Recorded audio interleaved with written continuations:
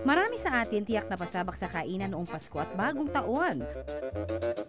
Ang resulta, ang pagtaas ng ating mga timbang. Kaya naman pagpasok ng 2014, ang napiling New Year's resolution, magbalik alindog program. Kahit pa biro ng ilan, wala namang alindog na babalikan. Isa sa epektibong paraan ang pagkain ng mga agahan na matataas ang taglay ng dietary fiber. Mula ito sa prutas, vegetable at grains na nakatutulong para walisin o alisin ng toxins o lason sa ating katawan. Nakatutulong din ang dietary fiber para madaling mabusog ang tao at maiwasan ang constipation. Para turuan tayo ng healthy breakfast na mayaman sa fiber, present si Chef Shell.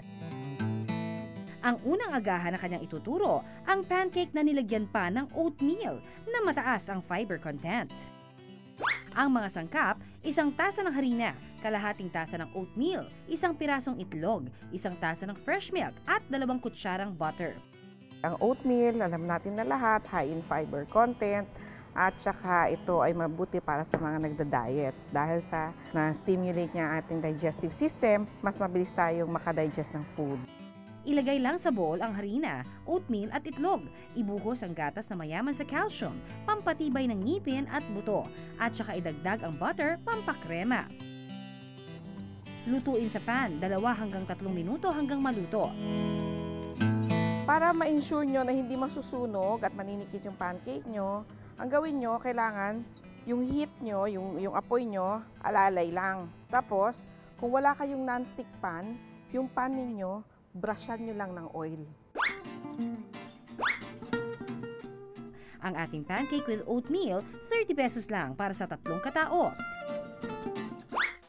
Para naman sa healthy breakfast na pwede nang papakin, perfect pang ulam din, swak sa panlasa ang ating scrambled egg with kangkong and cheese. Mataas din sa fiber ang kangkong. Ang mga sangkap, 2 kutsarang butter, 3 pirasong itlog, kalahating tasa ng fresh milk, paminta para magkalasa, 3 kutsarang kesong puti, 20 piraso ng kangkong leaves, at wheat bread para mas healthy. Low naman in carbs, high in fiber na mga pagkain para naman dun sa mga nagjejeta after the holidays. Paghalu-haluin sa bowl ang itlog at fresh milk, lagyan ng paminta para magkalasa. Sunod na tunawin sa pan ang butter at saka isalang rito ang ating scrambled egg. Habang nakasalang ang itlog, idagdag ang kesong puti at ginayat na kangkong leaves. Ang kangkong ay high in dietary fiber, nakakatulong to para malinis ang ating digestive system. Sunod na itap sa ating tinapay ang freshly cooked egg. At presto! Pwede nang lantakan sa halagang 23 pesos lang, good for 3 persons na.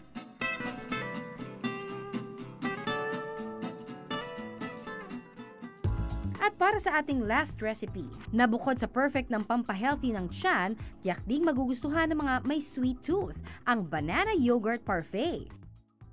Kaya siya parfait, mixture yan ng fruits, ng cream, or yogurt, anything that is sweet para kainin for snack or for breakfast.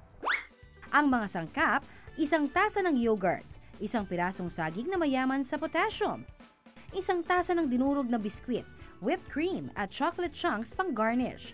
Kung umiiwas kayo sa matamis, pwede namang tanggalin ito. Kailangan din natin ng 1 kutsarang strawberry syrup na magpapakulay sa ating parfait. Una mo nang ilagay sa baso ang yogurt. Ang yogurt ay may live lactobacilli yan. So, mabuti yan para sa ating tiyan. No? Tapos, ang gagamitin natin dito na yogurt ay yung mixed fruit yogurt. Kasi mas malasa siya, mas masarap siya. Isunod ang hiniwang fresh bananas at ilagay ang dinurog na biskwit. Kung wala tayong Graham crackers, gamit tayo ng alternative na biscuits. Like anything na chocolate na biscuits, pwede yan. Para maging makrema, pasadahan ng whipped cream. Ibuhos ang yogurt at saging para sa next level ng ating parfait. At saka lagyan muli ng whipped cream at choco chunks para mas maging appetizing pang lalo na tignan ang ating recipe. Pagkatapos, buhusan ng strawberry syrup at itop din ang mint.